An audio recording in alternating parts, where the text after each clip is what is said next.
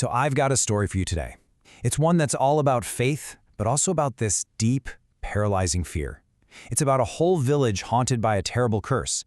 But really, it's a story about what it takes to finally stand up and fight back. I mean, can you imagine that? A place where a sacred festival, something that's supposed to be a celebration, is basically a death sentence every single year. A place where praying to your goddess could literally get you killed. Well, for the people of Kumudgar, this wasn't imagination. This was their reality. All right, so let's set the scene. We're in the village of Kumudagar, and this community is living under a constant shadow. And to really get why they were so terrified, you first have to understand the rules, the awful rules of the curse they were trapped by.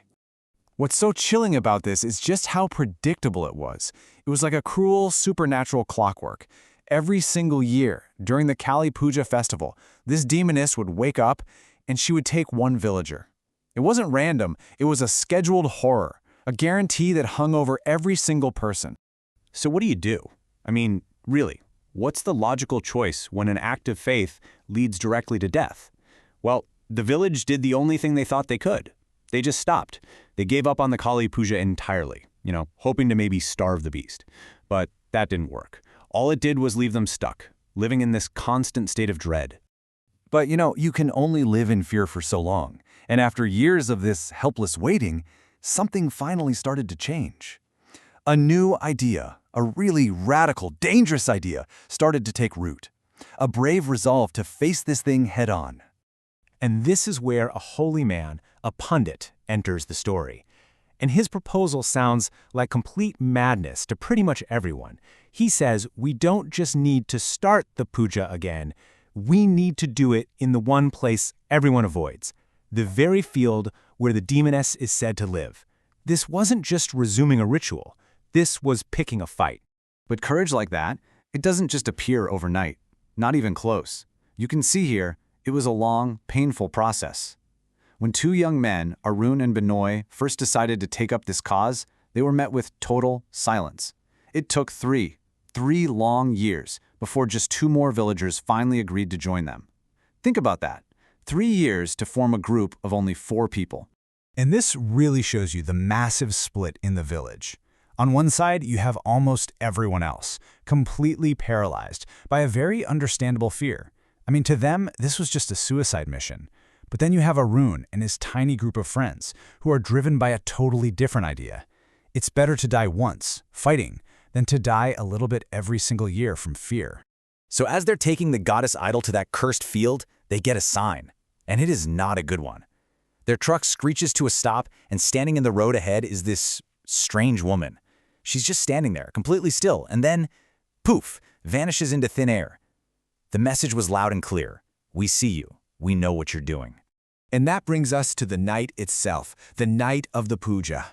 All the preparations are done, the small group of 4 is gathered, and you can just imagine the terror in the air.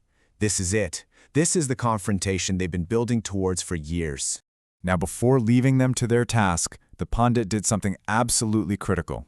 He drew what's called a Pavitra Gera, a holy circle, in the dirt around them. And his instructions were simple, but also chilling. No matter what happens, do not step outside this circle. This little line in the dirt was their only shield. And sure enough, as night falls, the attack begins. But it doesn't start with a monster. It starts with the weather. This totally unnatural, violent storm just erupts out of a clear sky. The wind is howling, strong enough to knock over trees. You can feel the terror just building and building. And then they came. Out of the swirling darkness, dozens of shadowy figures just start moving towards them. They didn't really have a solid form. They were almost like liquid darkness. But they had one terrifying, unforgettable detail. Eyes that glowed like hot coals, and they were all fixed right on the men in that circle. So these shadows just swarm the edge of the circle, clawing and pushing against that invisible line. And in this moment of pure terror, there's also this incredible flash of relief. The circle is holding. Some kind of invisible force is keeping them out. The pundit's magic was real. It was actually working. Just as things are at their most intense, who stumbles into the circle? The pundit himself.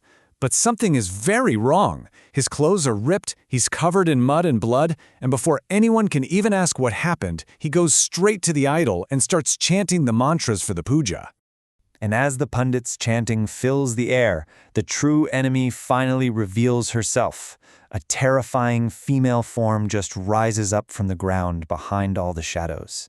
Her hair is wild, her eyes are burning red. The demoness of Kamudgar was here. And then she lets out a scream. And this wasn't just a normal sound. It was so filled with rage and power that it didn't just echo across the field.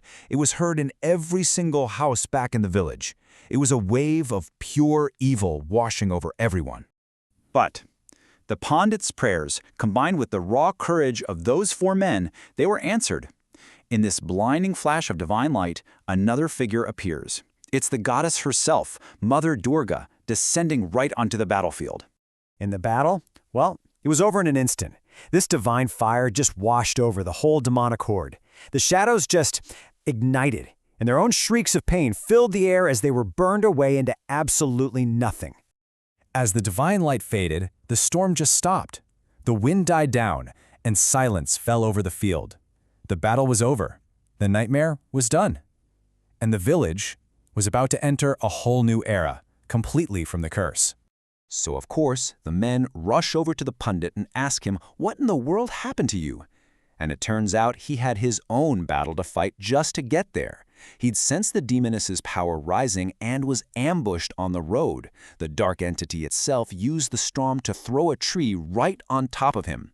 He said it was only through prayer that he found the strength to get free and make it to them in time. And with that, the Pandit gave them the final confirmation they were desperate to hear. The demoness was gone, completely destroyed. The curse that had defined their lives for so long was finally, truly broken. Kamudgar was free. But here's the most important part. As the men are thanking him, praising his power, the pundit stops them. And he makes it very clear. He says his prayers, even the goddess's intervention, none of it would have been possible without them. It was their courage, their willingness to finally stand up after years of fear that opened the door for victory. And really, that's what this whole incredible story boils down to, isn't it? It leaves us with this one powerful question to think about. What really happens when the simple, ordinary courage of just a few people decides to stand up and face an evil that seems completely unbeatable?